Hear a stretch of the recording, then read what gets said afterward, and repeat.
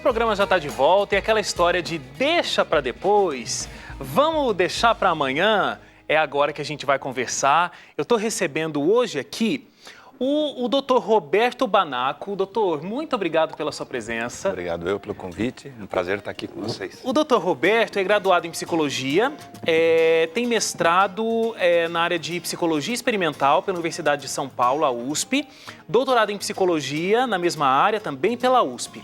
Atualmente ele é diretor acadêmico e de pesquisa do Núcleo Paradigma de Análise do Comportamento e professor titular da Pontifícia Universidade Católica de São Paulo, a PUC. Isso. Muito obrigado, professor, doutor, mais uma vez. Doutor, procrastinação, é verdade que o povo brasileiro deixa tudo para a última hora mesmo? É um povo procrastinador? Como é que é essa história? É verdade. Nós temos uma cultura que propicia que a gente deixe tudo para a última hora, né? É uma cultura que tem sempre aquele jeitinho de dar um jeito na última hora, sempre tem um acochambramento aí das coisas e então, conforme eu vou falar depois, a gente costuma aproveitar tudo que a vida tem antes de fazer aquilo que a gente tem que fazer. Essa é a grande diferença do comportamento de procrastinar, né? Ele é um comportamento que está ligado a coisas que eu tenho que fazer e não que eu goste de fazer. Então eu deixo as coisas que eu tenho que fazer para fazer coisas que eu simplesmente goste de fazer. Eu vou me dando presentes, assim. Isso. Há coisas que eu gosto de fazer e eu tenho que fazer. Então essas eu não tenho problema.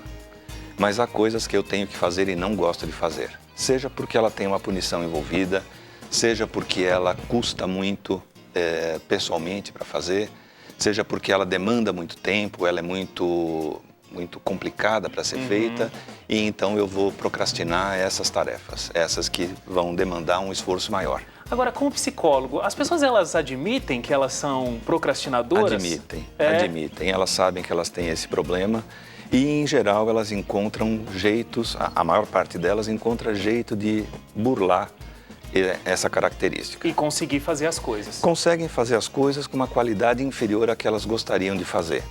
E, em geral, depois vem um arrependimento, vem uma certa análise de que, poxa, podia ter feito melhor e tal. Então, aí vem um mal-estar. Mas, no cômputo geral, elas acabam ganhando mais fazendo assim. Bom, daqui a pouco vamos conversar com o Dr. Roberto como a gente pode driblar essa procrastinação e conseguir não deixar para amanhã o que pode se fazer hoje, né? Agora, a Leilane, inclusive, foi às ruas para tentar descobrir isso que a gente estava conversando aqui. Será que as pessoas admitem que elas são procrastinadoras? Será que elas respondem assim, na lata, eu deixo tudo para depois mesmo? Vamos dar uma conferida. Essa mania de deixar para fazer as coisas sempre depois já fez ou faz parte da vida de muitos de nós. Por isso, o seu programa veio até as ruas saber a opinião das pessoas. Será que tem muita gente que sempre adia suas tarefas? Eu estou aqui com a dona Neuza e com a dona Vera e vou perguntar para elas. Vocês acham que o brasileiro tem a mania de deixar tudo para resolver de última hora? Ah, com certeza. Sim, com certeza. A gente fica esperando até vai vencer amanhã eu vou pagar. O brasileiro tem essa mania, é cultural. Amanhã, depois, para a semana, vai viajar, as malas são as últimas a ser arrumadas. Aí quando chega na metade do caminho, o que acontece? Tem que comprar fora, porque faltou muita coisa, tendo em casa tem que comprar de novo. Sem dúvida nenhuma. Exemplo é a eleição, por exemplo. A gente sempre vê os cartórios eleitorais nas últimas semanas aí lotados, porque as pessoas deixaram para regularizar de última hora. Acho que é bem típico do brasileiro, todo jeitinho, deixar para depois. Sim, com certeza. Sempre deixa. Sim, com certeza. Inclusive nós mesmos acabamos de deixar algumas coisas para fazer na última hora, hoje sempre correndo. Vinícius, fala para mim, você tem o hábito de deixar para fazer as coisas sempre para depois? Sempre amanhã eu faço? Algumas coisas sim, mas a gente procura se policiar para que isso não aconteça. Olha, nós aprendemos, sofrendo bastante, que tem que ser tudo planejado, tudo com antecedência. Tudo que é comprado de última hora, por impulso, sai mais caro. Tudo que se compra sem pesquisar antes, sai mais caro. Tudo que se compra por necessidade, sai mais caro. Vocês acham que isso acaba atrapalhando a vida da gente, de certa maneira, tanto no trabalho, na vida pessoal? Com certeza, porque isso gera estresse, né? E é interessante que gera por culpa nossa mesmo. Se você sabe que pode fazer antes, faz na última hora e fica estressado.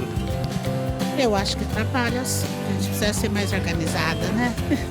Atrapalha um pouco, sim. De certa forma, atrapalha. Com Com certeza, gera estresse na gente, né? A gente tenta resolver, às vezes não dá tempo mais. Você se lembra de alguma situação assim da sua vida que você teve que passar e, poxa vida, eu deveria ter feito isso antes? O pagamento do IPVA do meu carro. Sim, lembro. Eu tinha que pagar uma prestação e o banco estava de greve. Exatamente naquele dia.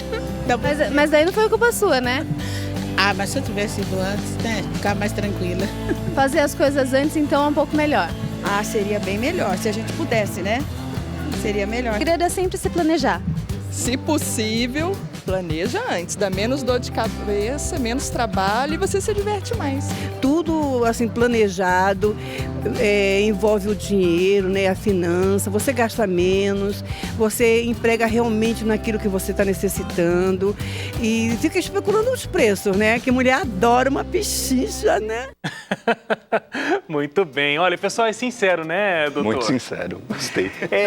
Agora, foi muito falado sobre essa questão do brasileiro, né? Eu tenho uma pesquisa aqui com os trabalhadores de escritório dos Estados Unidos. A pesquisa diz o seguinte: 20% dos trabalhadores de escritório dos Estados Unidos sofrem patologicamente do problema. É o dobro do número de casos de depressão no mesmo ambiente. Então, as pessoas são mais procrastinadoras do que, inclusive, deprimidas. O psicólogo Piers Steele descobriu que a maioria desses enroladores convive mais com estresse, sentimento de culpa, baixa autoestima e arrependimento por não terem trabalhado antes. Interessante esse resultado, né? Muito interessante. O procrastinador, então, ele pode ter esse sentimento, inclusive de arrependimento por ter escolhido fazer o que ele gosta e não o que ele precisava? Sim. O que acontece é que muitas vezes as pessoas trabalham naquilo que elas não gostam. Então, as tarefas do dia a dia são tarefas que têm um cunho aversivo. Então, elas deixam para depois. Elas vão deixar e vão fazer aquilo que elas podem coletar de bom e elas vão preferir momentaneamente fazer isto. Quando elas vão fazer a tarefa que elas precisam fazer, o tempo está exíguo. E aquilo que eu comentava um pouquinho antes. Aí a qualidade do serviço fica pior. E ela sabe que ela poderia ter feito melhor se ela tivesse aproveitado melhor o tempo antes. Uma senhora aí falou sobre o planejamento, né? Muitas vezes o planejamento não é suficiente, as pessoas sabem planejar, elas não ficam sob controle do planejamento, elas ficam sob controle do que compete com aquela atividade que está no momento. Então, se eu posso agora tomar um café, sair daqui e ir para um café com um amigo, bater um papo, eu tenho tempo ainda, eu planejei um tempo e ele está previsto, eu posso fazer um jogo. Só que aí depois do café eu posso juntar uma pizza, da pizza eu posso juntar não sei o que, quando eu vou ver meia-noite eu não entreguei o trabalho. E aí então eu tenho que correr, passar a madrugada inteira fazendo, cansado, e vou entregar um trabalho de má qualidade e aí o arrependimento, puxa, por que eu fui fazer isso, como é que eu fui fazer e daí por diante. E aí a pessoa acaba não conseguindo evoluir no trabalho, ou tirar boas notas. Né? Na escola isso é patente, né? A escola é, em geral, um ambiente bastante aversivo para as crianças e até para as pessoas que são mais graduadas, né? Os vários estudos que se faz, experimentalmente falando, levam em conta trabalhos acadêmicos do tipo dissertação de mestrado ou tese de doutorado, que são trabalhos imensos, são trabalhos que levam anos para serem feitos, e com muita carga de crítica no dia a dia. Então, o que acaba acontecendo é que as pessoas vão procrastinando, quando chega no último mês elas desesperam e aí querem fazer tudo de uma vez e acaba saindo um mau trabalho. Com certeza. Acaba dando certo no final das contas, porque é muito raro alguém ser reprovado. Mas as pessoas... E passam um sufoco, né? Passam um sufoco e saem decepcionadas com o resultado. Agora, o senhor falou que essa é uma questão cultural, né? Sim. Então, o Brasil, por suas questões gerais de sua história, acabou tendo um povo que procrastina. Sim. Em outros países isso é mais raro. A gente estava conversando aqui no intervalo que na Europa isso é muito incomum, Sim. né? Agora, será que isso também é passado de pai para filho? Veja, a família pode ter uma cultura procrastinadora, tá? E a criança está observando tudo o que acontece. Então, ela observa que o pai deixa a gasolina ficar até o último pontinho para poder correr ao posto e colocar. Vê como várias pessoas falaram aí sobre o pagamento de contas, então, ou entrega de imposto de renda. Isso é um clássico, né? É clássico. É clássico porque é uma tarefa imensa, né? Você tem que coletar vários papéis que estão espalhados por todo lado da sua vida. Uma tarefa chatíssima. Chata, né? Algumas vezes você tem que pagar por ela e você até conseguir entregar leva um bando de tempo. Acrescido a isso, tem outras coisas. As instituições também te mandam os documentos nas últimas horas. Sim. E aí, então, você tem pouco tempo para fazer uma série de coisas. E a criança está observando tudo isso. Ela está observando, ela está vendo e ela tem crítica. Ela começa a falar, bom, mas se meu pai faz isso, eu também posso fazer. E aí ela acaba, então, perpetuando essa cultura da procrastinação. Especialmente quando o problema é a lição de casa. Né? Entre fazer a lição de casa e estar jogando videogame, é muito mais gostoso jogar o videogame. Com certeza. Então ela vai jogar o videogame primeiro. Agora, nem sempre, né? Por exemplo, a minha mãe, eu tenho muito claro, assim, todas as viagens que a gente fazia, minha mãe deixava semana antes a mala no quarto aberta e ela ia lembrando, ia colocando as coisas, organizando. Uma antecedência incrível.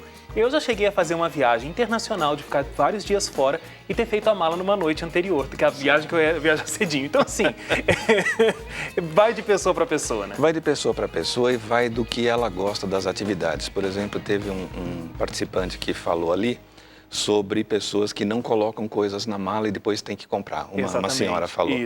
Isso para algumas pessoas é uma vantagem, porque elas querem gastar dinheiro. Elas querem fazer uma comprinha. Elas querem fazer uma comprinha, então esqueci o casaco, então vou ter que comprar um. Então elas acabam burlando a si próprias e acabam tendo a desculpa para poder fazer aquela compra que ela queria. Muito bem. A gente vai ter que fazer uma paradinha para o intervalo, a gente volta já e aí vamos tentar entender um pouquinho mais sobre as características aí de quem tem esse mal da procrastinação e como a gente pode tentar se livrar disso. Então não sai daí, o seu programa volta já.